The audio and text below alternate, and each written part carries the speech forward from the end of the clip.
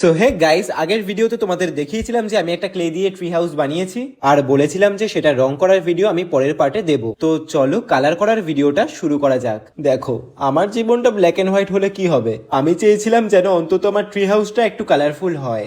যাই হোক, আমি এই ট্রি হাউসটা করতে মোট 5 রকম কালার ইউজ করেছি: হলুদ, সবুজ, কমলা, সাদা আর খয়েরি। তো প্রথমে আমি পুরো ট্রি হাউসটায় ফেব্রিক কালার দিয়ে সাদা রং করে নিয়েছিলাম যাতে কালারটা একটু ভালোভাবে বসে। তারপর আমি ট্রি হাউসের মেঝেটা সবুজ রং করে নিয়েছিলাম যাতে একটু গ্রিনারি গ্রিনারি ব্যাপারটা আসে। তারপর আমি ট্রি হাউসের চালটাও সবুজ রং করে নিয়েছিলাম যাতে একটু ইয়ে ব্যাপারটা আসে, কিয়ে আমিও জানি না, যাই হোক। তারপর আমি পুরো ট্রি হাউসের গায়ে বাদামি রং করে নিয়েছিলাম যাতে একটু ইয়ে ব্যাপার আসে, কিয়ে আমিও জানি না, যাই হোক।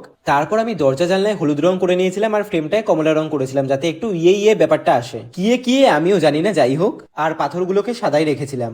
যাই হোক, কেমন লাগলো আমার ট্রি হাউস অবশ্যই কিন্তু কমেন্ট করে জানিও। বাই, ফলো ফর মোর, দেখা হচ্ছে পরের ভিডিওতে। সবাই চুটিয়ে কলকা করো।